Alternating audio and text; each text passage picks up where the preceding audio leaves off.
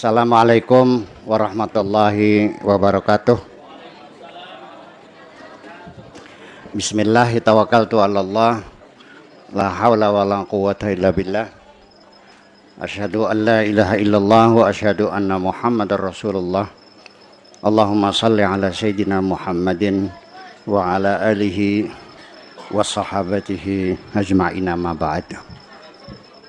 Hadirin dan hadirat rahimakumullah. Tadi dalam tilawatul Quran sebelum acara dimulai dibacakan yang isinya adalah laqad kana lakum fi rasulillahi uswatun hasanah liman kana yarjullaha wal yawmal akhira wa dzakarallaha katsira. Saya terjemahkan dulu ke dalam bahasa Indonesia supaya kita paham. Laqad kana lakum fi rasulillahi uswatun hasanah.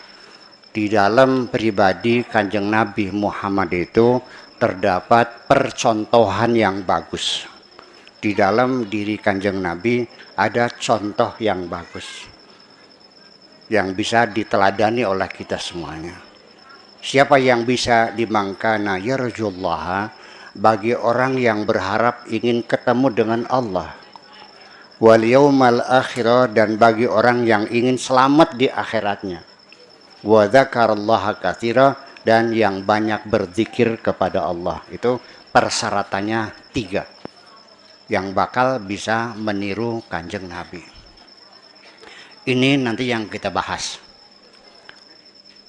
Tetapi pertama-tama saya ingin mengatakan bahwa masyarakat Sumur Adem saya pastikan adalah masyarakat yang betul-betul mencintai Kanjeng Nabi Muhammad Sallallahu Alaihi Wasallam. Dari mana buktinya? Buktinya malam ini jam 9 lebih 5 menit ibu-ibu ya ada di halaman, anak-anak, bapak-bapak semuanya meninggalkan rumah, ya kan? Kedereng-dereng cari wong kene mah. Iya, hanya untuk ingin mendengarkan cerita tentang Kanjeng Nabi Muhammad. Dan dapat dipastikan pula di situ ada kerinduan di dalam hati kita. Rindu kepada Kanjeng Nabi Muhammad sallallahu alaihi wasallam. Dan dapat dipastikan sampean semuanya percaya bahwa Nabi Muhammad itu utusan Allah. Percaya? Percaya, yakin. Pernah ketemu di mana? Belum pernah ketemu, merindukan, percaya. Ada yang punya fotonya enggak? Nggak ada. Ketemu belum ada yang pernah. Yang punya kasetnya barangkali? Enggak juga. Enggak punya kasetnya, enggak punya fotonya, enggak pernah ketemu. Masih ada hubungan famili enggak? Enggak ada. Kok percaya? Ini satu hal yang tidak masuk akal sebetulnya. Orang percaya, tidak pernah ketemu, tidak pernah ngobrol, tidak punya fotonya, tidak punya kasetnya, kok bisa sampai merindukan dan jatuh cinta? Kan gak mungkin.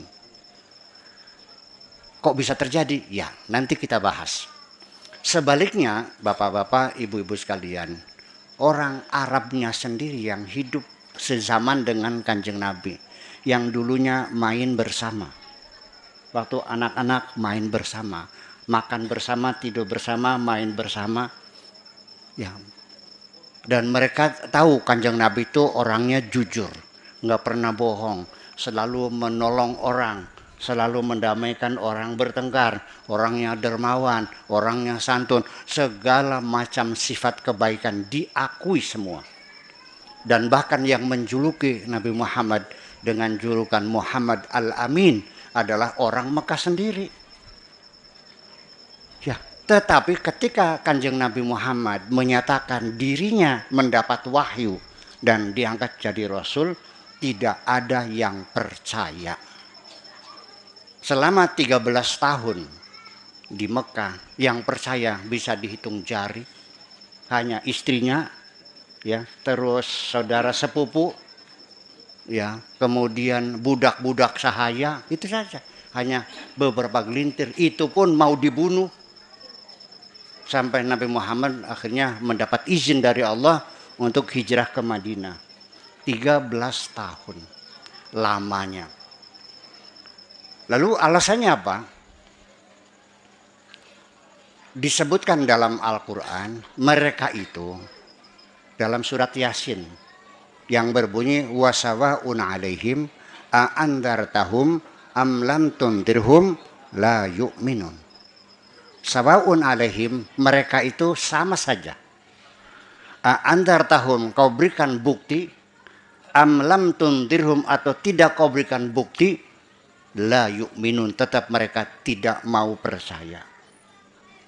Kanjeng Nabi membuktikan, aku ini utusan Allah. Kata mereka, mana buktinya kau Rasulullah? Nih, batu gue gebuk nih. Nanti keluar airnya. Silakan pukullah. Nanti setelah saya pukul batu ini, lalu keluar airnya, kamu percaya enggak? Mereka menjawab, pukul aja dulu. Iya, nanti saya pukul. Kalau keluar airnya, percaya enggak? Pukul aja dulu. Oke, dipukul, pak, dipukul, curug keluar airnya. Setelah mereka melihat sendiri, batu itu mengeluarkan air. Mereka percaya enggak? Enggak. Kemudian lagi, konon ceritanya ada 200 orang kehausan. Tidak ada susu, tidak ada air, tidak ada madu. Kehausan. Oleh Nabi diperaskan dari seekor kambing yang kurus. Diperas buat ngasih minum 200 orang. Alhamdulillah kenyang semua. Atau betlung meter bu. Atau berapa? Sebisa atau tuh kantil beli. Orang. Sampai konon ceritanya bulan dibelah. Nih saya buktikan. Ya silakan buktikan. Kalau ya memang Anda Rasulullah buktikan. Ngaku-ngaku utusan Tuhan. Coba buktikan. Gue belah nih bulan. Silakan. Terus nanti kalau terbukti percaya nggak? Belah aja dulu. Setelah Bismillahirrahmanirrahim dibelah bulan itu, mereka melihat sendiri terus percaya nggak? Enggak. Wangkot temen menusaku ya. Orang sumur adem, ketemu juga tidak, pernah salaman juga tidak. Betul nggak? Punya fotonya juga tidak. Rekaman punya nggak? Nggak juga. Kok percaya? Ini dua hal yang berbeda. Jadi artinya dulu saya pernah ngajar di Libya, jadi guru di sana di Libya, di sekolah SMA lah kalau di sini mah. Iya. Mereka bertanya, Pak Guru dalam bahasa Indonesia begini, kenapa para nabi itu lahirnya di negeri kami semuanya? Di Indonesia tidak ada nabi dari Indonesia itu. Saya jawab, orang Indonesia itu, wahai anakku, orangnya baik-baik, nggak perlu nabi. Cukup dengan wali kecil itu cukup kok. Kalau wali cilik pegang cukup. Iya, padu asal bisa melaku dureng banyu pisan baga wis diambungi tangannya kan.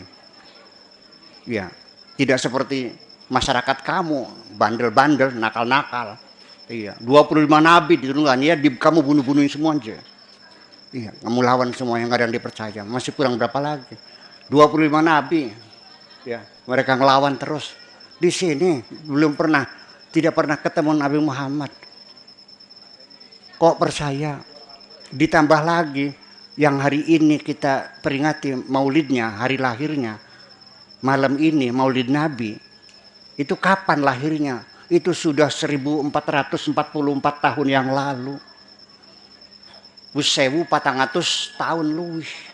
Dari tahun 571 sampai tahun ya 2023. Sudah 1400 tahun yang lalu. Masih percaya juga. Masih diperingati juga. Ada apa sebetulnya? Gitu. Ini luar biasa. Bahwa bukan itu saja. Kalau orangnya ada, yakin ada. Akhirnya di mana? Di Mekah. Tahun berapa? Tahun sekian. Bulan apa? Bulan ini. Saya tanya, bapaknya tahu nggak? Tahu, namanya Abdullah. Ibunya Aminah. Bapak itu siapa? Abdul Muthalib. Kamu percaya enggak? Enggak. sekamar dengan saya, sekamar waktu kuliah di Syria, sekamar. Jurusan sastra, ya artinya ilmu balaghah, ilmu nahwu, ilmu sorof, ilmu ma'ani, ilmu bayan, ilmu badi. Ya udahlah kalau di sini mah ulama besar lah. Sampai banyak hafal-hafal ayat Quran juga, tapi agamanya lain. Gitu. Saya tanya gini, kamu dalam sejarah, mata pelajaran sejarah di sekolah SD dulu, belajar nggak ada orang lahir namanya Muhammad? Iya. Terus dia berjasa mencerdaskan bangsa Arab yang jahiliyah, yang buta huruf, yang goblok, yang perang saudara bertahun-tahun, ya disulap oleh Kanjeng Nabi menjadi bangsa yang paling pinter sealam dunia. Anda mengakui tidak jasanya? Mengakui. Hebat nggak? Hebat. Nabi bukan? Bukan. Anda belajar nggak sejarah Arab? Bahwa bangsa Arab dulunya perang saudara, bunuh-membunuh, bermusuhan satu dengan yang lain. Lalu akhirnya dipersatukan menjadi satu umat besar di dunia. Fa'alafa baina qulubikum wa asbahtum bi ni'matihi ikhwana, menjadi bersaudara, mempersatukan. Jasa ini kamu akui enggak? Saya mengakui. Nabi bukan? Bukan. Wong semurah adem kapan belajar sejarah ya?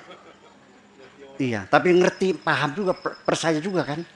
Nah, ini suatu hal yang aneh. Nah, ibu-ibu sekalian, mungkin itu orang Arab yang sudah lama seperti kita, sudah 1400 tahun lamanya. Mungkin masuk akal kalau tidak percaya. Ini keluarganya Kanjeng Nabi Muhammad sendiri. Ya, paman-pamannya nggak ada yang percaya. Bahkan yang memusuhi Kanjeng Nabi ya saudaranya sendiri. Yang membunuh ya Abu Jahal juga orangnya. Iya. Ada lagi yang teristimewa. Salah satu paman Nabi yang paling sayang kepada Kanjeng Nabi, namanya Abu Thalib. Dialah yang melindungi Kanjeng Nabi sejak kecil sampai dewasa, sampai jadi Rasul. Dia yang memberikan perlindungan. Siapapun yang mau menyakiti Kanjeng Nabi selalu dibentengi oleh Abu Thalib. Sebelum engkau melukai Muhammad, hadapi dulu aku. Pasang badan untuk ini. Nabi bertanya, kenapa Pamanda membela-bela saya? Jawabnya, ya karena kamu ponakan saya. Bukan karena saya Rasul, bukan. Paham Bu? Apakah Pamanda membela saya sebagai apa? Ya sebagai ponakan. Bukan sebagai Rasul, bukan. Ya tetap suruh baca syahadat gak mau. Sampai di akhir hayatnya ketika Abu Thalib jatuh sakit. Hampir mendekati kematian. Nabi begitu sayang kepada pamannya sambil dipeluk, dibujuk, mang, ayo ngucap syahadat. Mong. Yuk baca syahadat, enggak usah. Udah yang pendek aja lah, la ilaha illallah, enggak usah. Sambil dipeluk, sambil dicium, sambil dijilati pusarnya. Budele didilati, dibujuk, tetap enggak usah. Terus di sumur Adam di sini ada nggak yang wudele didilati Kanjeng Nabi? Langka. Tapi kandel. Itu kan. Sampai akhirnya Kanjeng Nabi menghadap Allah meminta ya sambil sholat, sambil berdoa, ya Allah, berilah hidayah pamanku, wayang temen ya, paman yang paling sayang masa akan masuk neraka. Sambil menangis memohon kepada Allah. Malah dijawab oleh Allahnya, tidak bisa.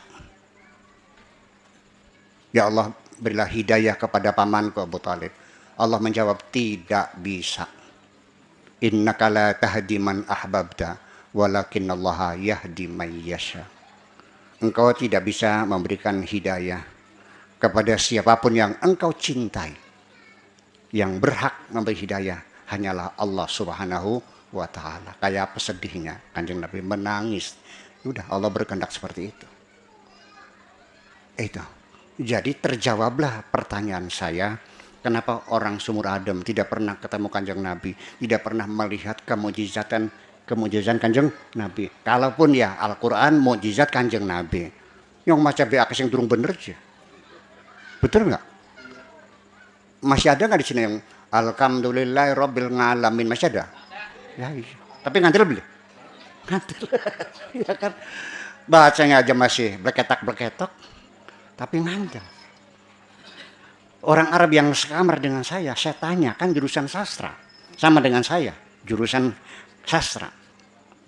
Nah itu, saya tanya, Al-Quran yang kamu baca itu ada salahnya enggak? Enggak ada. Bahasanya bagus enggak? Bagus. Isinya benar enggak? Benar. Dibacanya enak enggak? Enak. Percaya enggak ini kalam Allah? Tidak.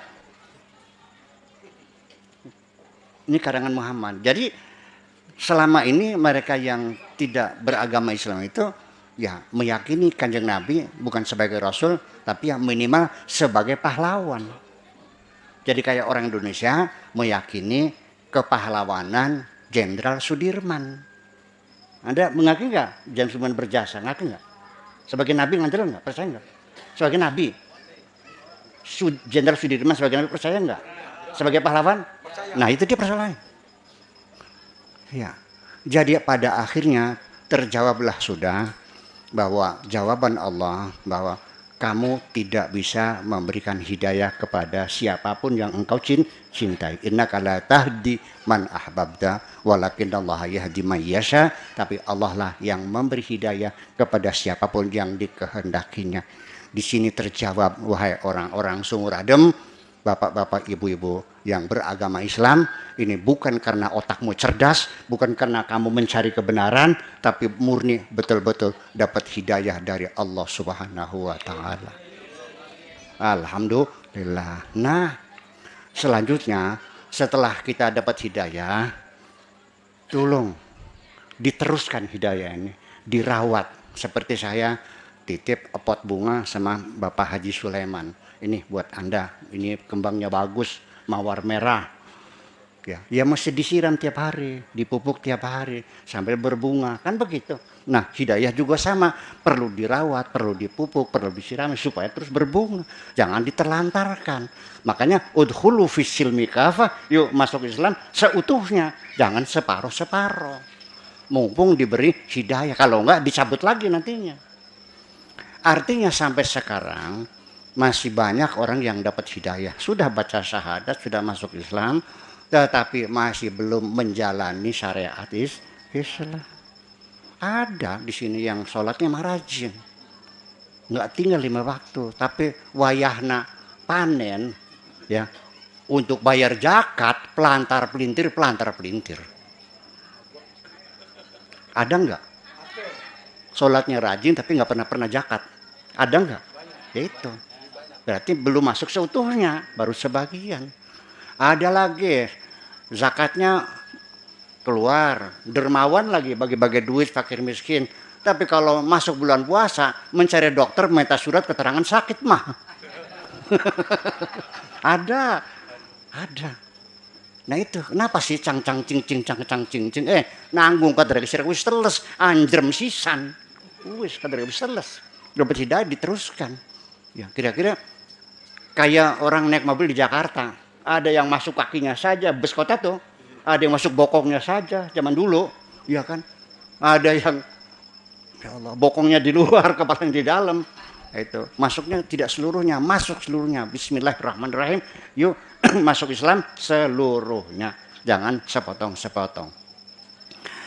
Lagi pula di sini saya selingi dulu bahwa segala macam kewajiban yang Allah jelaskan dalam Al-Quran itu semuanya dalam batas kemampuan kita untuk melakukannya.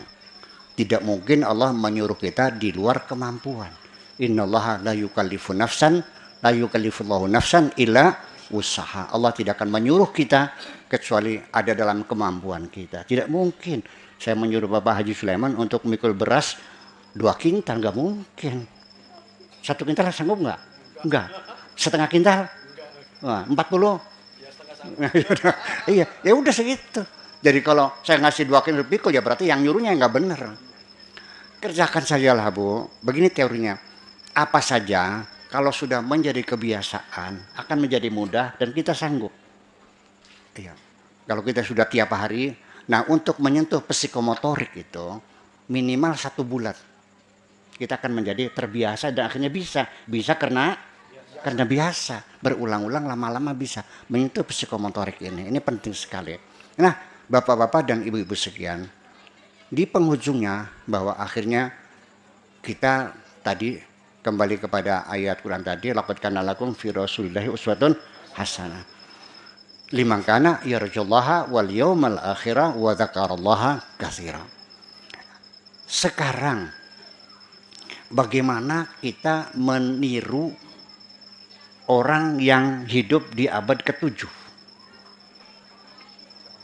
Bayangkan, belum ada listrik, belum ada sampo, belum ada sabun, belum ada mesin jahit, belum ada pabrik tekstil.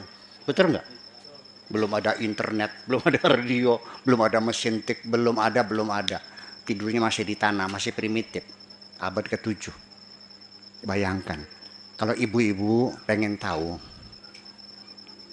yang punya internet, diketik aja Jakarta Doe Loe. Jakarta Doe Loe. Klik. Terus di situ Jakarta tahun 1938.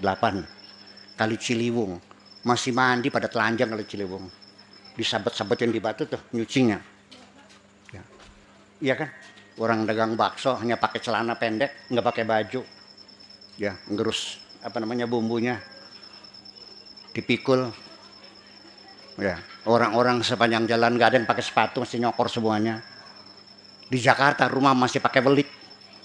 Bayangkan, tahun 38 saja masih kayak begitu.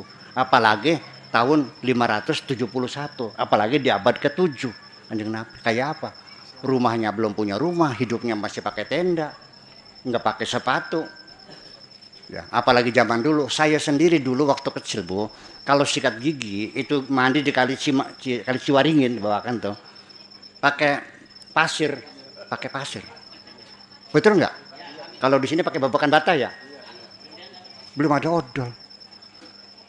Dulu saya kalau disuruh nenek beli roti di Jati Barang dari Kliwed, Tasmaya, itu belum ada motor, belum ada mobil, ya sepeda juga jarang, jalan kaki, saya jalan kaki. Sepanjang jalan pohon asem, termasuk Sumur Adem nih dulu kalau ke Jakarta, lubangnya sedengkul-dengkul nih. Kayak kubangan binatang kerbau. Bayangkan zaman dulu, baru beberapa tahun belum lama, apalagi abad ke-7, belum ada apa-apa. Seboknya juga masih pakai batu. Betul nggak? Iya. Lalu kita meniru Kanjeng Nabi, apanya yang ditiru? Nah, ini persoalannya. Ya. Jadi yang dimaksud meniru Kanjeng Nabi itu harus secara rasional, secara selektif. Artinya nilai-nilai moral yang bersifat universal itu yang ditiru. Kejujuran, betul? Kesetiakawanan, betul? Apalagi kepedulian sosial, betul? Keadilan, betul? Itu yang kita tiru. Bukan lalu makannya Kanjeng Nabi ditiru, nggak pakai sendok dibuang sendoknya gitu. Ya punten saja. Kalau makan sendirian di rumah nggak pakai sendok nggak masalah. Tapi ketika makan bersama Bupati Indramayu, ya bisa diusir kamu nih. Betul nggak? Sendoknya mikir, sunah Rasul katanya sih gimana lagi. Iya. Jadi ada orang yang berpahaman meniru Kanjeng Nabi secara letterlek apa adanya. Sehingga ketika kita sebok dengan tisu, bid'ah. Nggak bisa. Kenapa? Karena Nabi tidak pernah menggunakan tisu. Ya benar, nggak pernah menggunakan tisu. Sebabnya apa? Ya belum ada tisu. Jadi pakai apa? Ya pakai batu. Ada yang begitu. Saya tidak menyalahkan. Saya tidak menyalahkan dan tidak mentertawakan. Ya sudah, kalau memang dia yakin bahwa pakai batu itu lebih sunnah daripada pakai ya lebih sah daripada pakai tisu. Sikat gigi pakai siwak, ya odolnya tinggal dibuang sudah, nggak pakai sikat gigi, pakai odol Pepsodent lagi, udah pakai siwak aja, nggak ada masalah. Silahkan secara pribadi, karena bagaimanapun saya harus menghargai kecintaan seseorang, kerinduan seseorang kepada Kanjeng Nabi, pengen meniru persis, silahkan, itu mah ada nilai plusnya. Saking senangnya, saking demennya. Oh, nah. Sampai bajunya ya dituru pakai jubah, pakai sorban, mobilnya dibuang-buangin ganti pakai onta, ya mangga silakan. Boleh? Enggak terbelakang. Jangan menghina, saya tidak menghina. Itu boleh gitu, nggak ada masalah, saking cintanya. Pokoknya apa saja dalam pikiran kita, orang yang diidolakan oleh kita, cenderung kita menirunya. Ingat nggak dulu, waktu saya masih kecil, ada seorang penyanyi legendaris, ya, penyanyi lagu-lagu country di Amerika Serikat, namanya Elvis Presley. Pernah dengar nggak? Nah, iya, celananya di paha merepet, lutut ke bawah biar, namanya cut. Hampir sampai kampung-kampung cut bras semua, betul nggak? Tuh. Terus ada lagi idola yang digemari anak muda, penyanyi pop juga, namanya Michael Jackson. Lagunya Thriller, kayak gitu. Nah itu rambutnya dikriwil-kriwil. Santri saya ada yang rambutnya kayak Michael Jackson dikriwil-kriwil.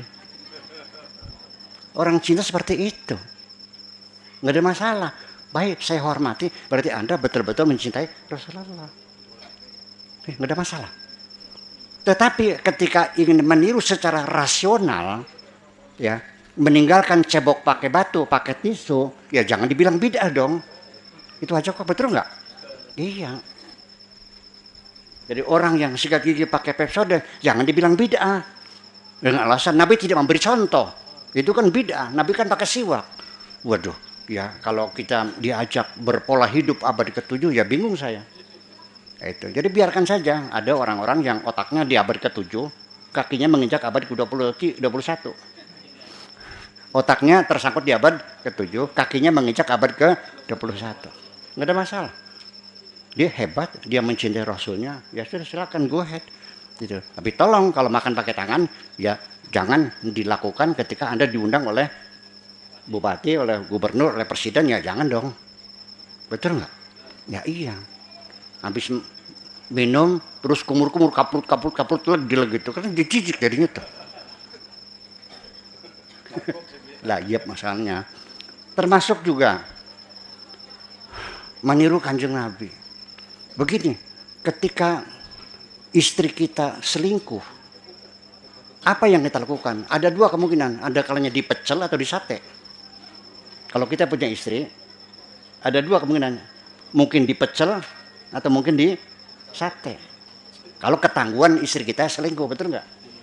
Tapi kalau suami selingkuh, ketangguhan, bilangnya sunnah Rasul. Masa menyakiti istri sunnah Rasul? Bener bisa kok. Bukan, istrimu itu manusia bukan sih? Manusia. Kok dikasih menyakiti istri kok sunnah Rasul? Salah kaprah. Oke. Nah itu, jadi artinya ketika kita meniru Kanjeng Nabi juga secara rasional. Itu saja persoalannya. Nah nanti akibatnya dengan segala macam urunan hukum-hukumnya juga akan berubah semuanya.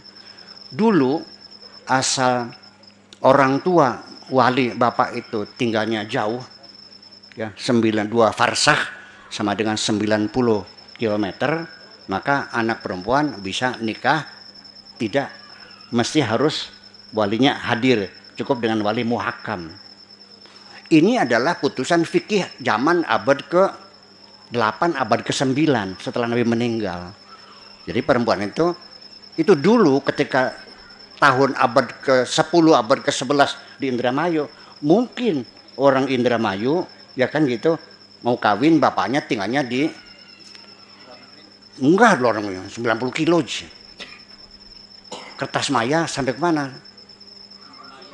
Subang, Pamanukan lah, Pamanukan 90 kilo atau Ciasem masih ada sekarang dikawinkan, bapaknya bingung ini gimana masih dibawa lari sama laki-lakinya dikawinkan di Ciasem karena sudah lebih dari 90 kilonya, gimana lagi? Itu kan dulu orang dari Kertasmaya mau ke Ciasem, zaman dulu belum ada mobil, belum ada motor, belum ada sepeda, jalan kaki kan. Berapa bulan tuh nyampainya tuh? 2 hari. Belum ada jalan, belum ada jembatan, belum ada apa. Ya, setiap menyeberang sungai bikin getek dulu. Dipangan buaya pisan. Nah, jadi wajar zaman dahulu wali muhakam. ya. Sesepuh yang ada di desa itu mewakili bapaknya. Zaman sekarang ya nggak bisa dong. Nah ini juga mesti dipikir ke sana. Jadi rasionalisasi beragama perlu kita mulai sekarang ya, supaya kita betul-betul diupdate keagamaan kita nih. Ya, Bapak-bapak dan Ibu sekalian. Banyak sekali sesungguhnya dalam meniru Kanjeng Nabi, silahkan cara makannya, cara minumnya. Tetapi perlu diketahui, meniru itu semuanya gampang. Nggak perlu sekolah lagi, nggak perlu ngaji lagi, tinggal beli jubah, sudah pakai jubah kayak Kanjeng Nabi, pakai sorban. Siwak, pak beli siwak, nggak perlu ilmu, nggak perlu kecerdasan, itu mah gampang. Yang susah itu meniru moral Kanjeng Nabi yang bersifat universal, kejujuran, penghormatan kepada orang lain, iya kan? Ya, kasih sayang, kemesraan, kepedulian sosial, ya siap menolong orang siapapun, itu yang susah. Nah itulah makanya Ibu sekalian, yuk malam ini kita memperingati Maulid Nabi ini sebagai satu simbol untuk membangun semangat kita meniru Kanjeng Nabi secara rasional. Artinya bukan hanya baju dan pakaiannya saja, itu mah gampang, nggak pakai ilmu aja. Yang penting otaknya yang cerdas, belajar seperti apa. Saya kira nanti itu kita sambung dengan dialog ya. Nanti dalam dialog bisa kita kembangkan. Begitu saja. Assalamualaikum warahmatullahi wabarakatuh.